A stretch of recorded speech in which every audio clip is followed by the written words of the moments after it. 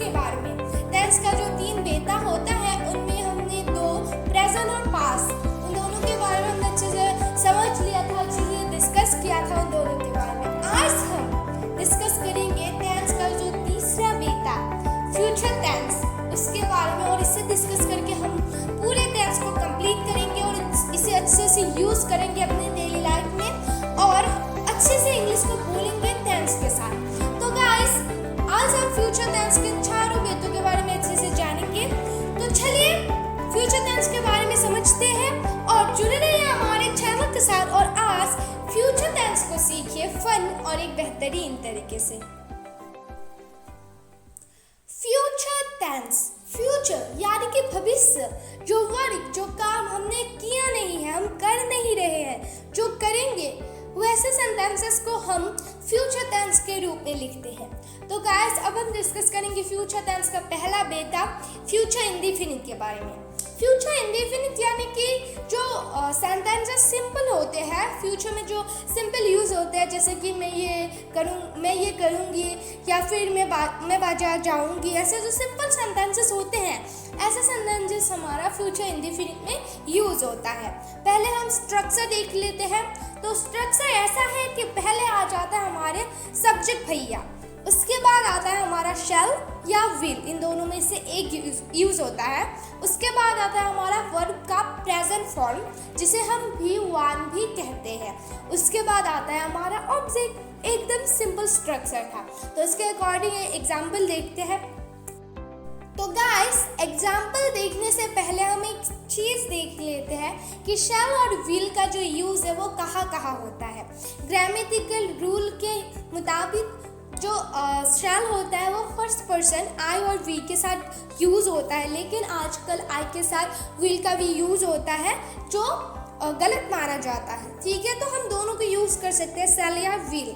तो जो हमारा सेकंड पर्सन होता है यू, उसके साथ यूज़ होता है विल का, और जो हमारा थर्ड पर्सन होता है उन सभी के साथ हमारा विल का यूज़ होता है। ठीक है, तो गाइस, यहाँ पर हमने ये देख लिया। तो एक हम स्ट्रक्चर के अकॉर्डिंग एक एग्जांपल देखते हैं। सब्जेक्ट हमने ले लिया है आई, उसके बाद यहाँ पर हमारा शैल या विल, हमने ले लिया शैल, आप विल भी ले सकते हो लेकिन मैंने शैल ले लिया।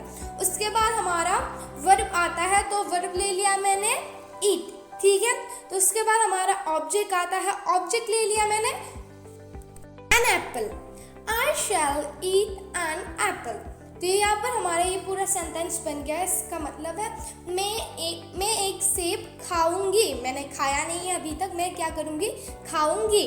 तो यही था हमारा, बहुत ज़्यादा सिंपल था ये हमारा फ्यूचर इंडेफिनिट। और यहाँ पर हमारा टुमारो, नेक्स्ट, ये सब वर्ड, सून, ये सब वर्ड यूज़ होता है। ठीक है, तो और बहुत सारे एग्जाम्पल्स हैं, कुछ एग्जाम्पल्स देख लेते हैं, उसके बाद आप खुद बन पाएंगे एग्जाम्पल्स। ठीक है, तो यहाँ पर एग्जाम्पल्स ऐसे हैं कि Jadu will go to Mumbai tomorrow.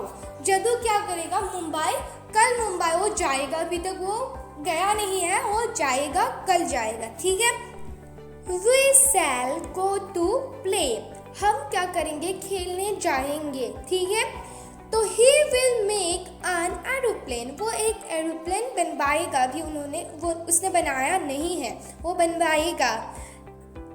My father will build a new house, मेरे पापा एक नया घर बनवाएंगे, उन्होंने अभी बनवाया नहीं है। ठीक है, तो ऐसे बहुत सारे एग्जाम्पल्स हैं, आप खुद बनवाइए। अभी हमने यहाँ पर हमारा फ्यूचर इंडेफिनिट को विराम दे दिया, हमने ख़त्म कर लिया है। अब हम डिस्कशन करेंगे फ्यूचर कंटिन्यूअस के बारे में। फ्यूचर कंटिन्यूअस यानी कि कोई काम चल रहा है, प्रेजेंट में चल रहा है, पास्ट में चल रहा था, फ्यूचर में चल रहा होगा, वो काम फ्यूचर में चल रहा होगा। ठीक है, तो ऐसे हम सेंटेंसेस को फ्यूचर कंटिन्यूअस के रूप में लिखेंगे। यहाँ पर हम स्ट्रक्चर देखते हैं। स्ट्रक्चर पहले हमारा आता है सब्जेक्ट भैया, उसके बाद फ्यूचर में आता है हमारा शैल और विल, उसके बाद लगता है बी, उसके बाद हमारा वर्ब आता है, वर्ब का प्रेजेंट फॉर्म, और उसके साथ ऐड होता है हमारा आईएनजी, उसके बाद हमारा ऑब्जेक्ट आ जाता है। ठीक है, तो ये था स्ट्रक्चर। उसके बाद एक एग्जाम्पल देखते हैं कि you will be playing football, तो तुम क्या करोगे, फुटबॉल खेल रहे होगे, खेला नहीं है, खेल रहे होगे, फ्यूचर में तुम कर रहे होगे, मतलब फ्यूचर में वो कंटिन्यूअस हो रहा होगा। ऐसे सेंटेंसेस हो गया हमारा फ्यूचर कंटिन्यूअस का सेंटेंस। इस टेंस में खास कर दिस टाइम का यूज होता है, जैसे कि she will be reading at this time tomorrow, वो इस वक्त पर कल पढ़ रही होगी, ठीक है, वो पढ़ रही होगी। ऐसे सेंटेंसेस हमारा फ्यूचर कंटिन्यूअस है। और एग्जांपल्स देखते हैं। He will be playing in afternoon, वो आफ्टरनून में वो खेल रहा होगा, उसने खेला नहीं है, ठीक है। She will be reading in the evening, वो शाम को इवनिंग में वो पढ़ रही होगी। The baby will be sleeping in the afternoon, baby afternoon में वो क्या कर रही होगी, सो रही होगी या फिर सो रहा होगा। He will be drinking milk tomorrow, वो कल दूध पी रहा होगा। ऐसे सेंटेंसेस हमारे फ्यूचर कंटिन्यूअस के हैं। बहुत सारे एग्जाम्पल्स हैं, ये उनमें से कुछ थे, और आप और कुछ एग्जाम्पल्स बनाइए अपने आप और टेंस को अच्छे बनवाइए। तो गाइस यहाँ पर हमारा फ्यूचर कंटिन्यूअस खत्म होता है। अब हम डिस्कस करेंगे फ्यूचर परफेक्ट के बारे में। फ्यूचर परफेक्ट, परफेक्ट यानी कि जो वर्क है वो अच्छे से परफेक्टली कंप्लीट हो गया हो, ठीक है। तो हमारा जो फ्यूचर है वो फ्यूचर में जो वर्क है वो अच्छे से परफेक्टली वो कंप्लीट हो जाएगा। ऐसे सेंटेंसेस हमारे फ्यूचर परफेक्ट में आते हैं। इसका मतलब हमने बता दिया है। तो अब हम देखते हैं स्ट्रक्चर।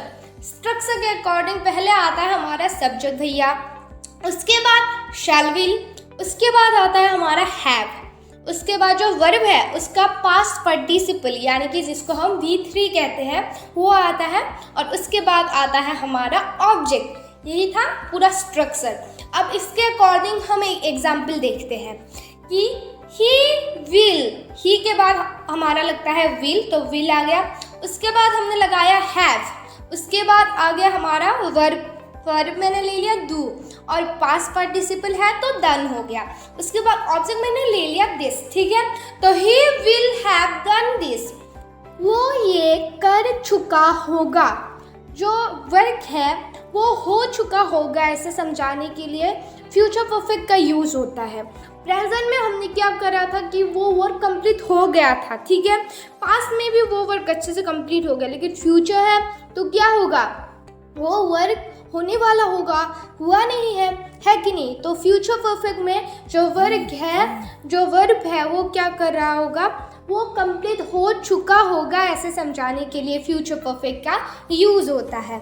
यहाँ पर हम एक एग्जांपल देखते हैं कि Mala will have finish this job by Monday next.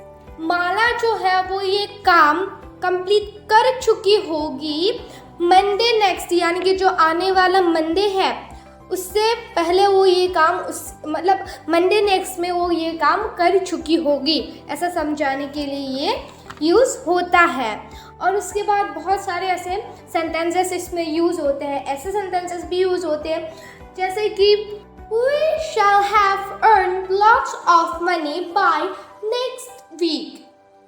They will have been married by next year.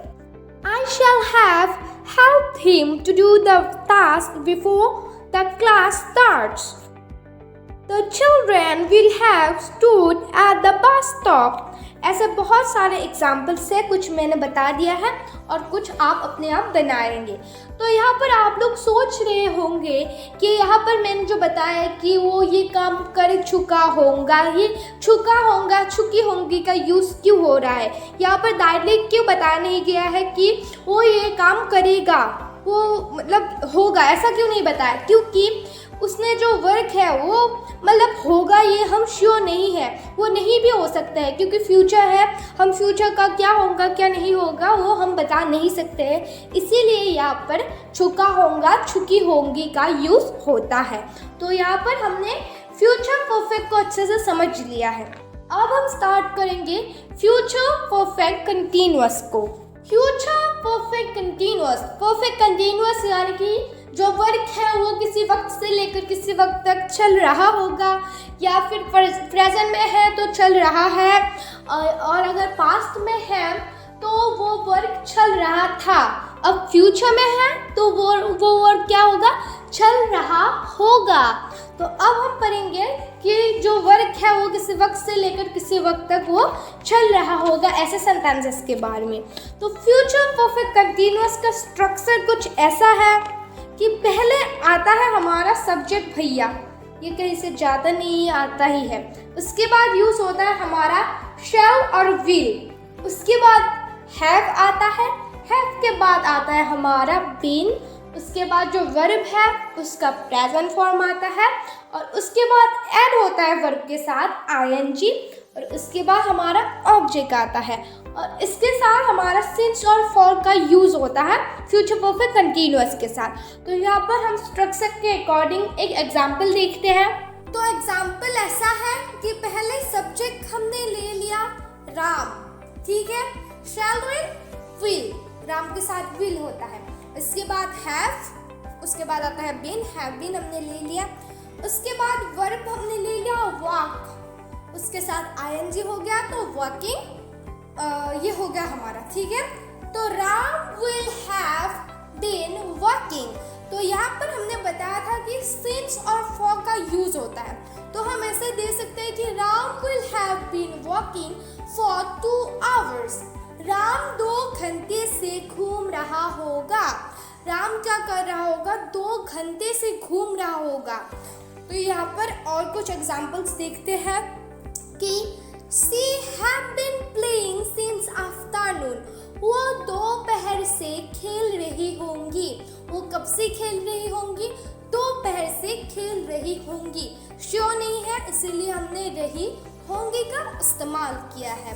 और एग्जाम्पल्स देखते हैं। The baby will have been crying since morning। Baby सुबह से रो रही होगी। हम बोलते हैं ना कि कोई घर पे नहीं है तो शायद बच्ची सुबह से रो रही होंगी, ऐसे सेंटेंसेस फ्यूचर परफेक्ट कंटीन्यूअस। तो वो सुबह से पढ़ रही होगी। She will have been reading since morning। वो सुबह से क्या कर रही होंगी? पढ़ रही होंगी। तो ऐसे बहुत सारे एग्जाम्पल्स हैं, हमने कुछ देख लिया है और कुछ आप लोग अपने आप बनवाएंगे। तो गाइस यहाँ पर हमने विराम दे दिया है फ्यूचर टेंस को। हमारा पूरा जो टेंस है वो कंप्लीट हमने अच्छे से कंप्लीट कर लिया, अच्छे से समझ लिया है, अच्छे से हम इसे यूज़ कर सकते हैं अब। तो गाइस आज हमने फ्यूचर टेंस को फन और एक बेहतरीन तरीके से सीख लिया है और अच्छे से समझ लिया है। हमने टेंस के ऊपर 3 वीडियो बनवाए हैं, present, past and future. Present और पास्ट का जो वीडियो है उसका लिंक हमने डिस्क्रिप्शन बॉक्स में दे दिया है, आप जाके देख लीजिए। और अगर इन तीनों वीडियो में कुछ कंफ्यूजन है तो कमेंट में लिखिए, और हमारा YouTube channel study with fun देखते रहिए। घर पे बैठ के बिना बोर हुए इंग्लिश को बहुत ही ज़्यादा अच्छे से सीखिए।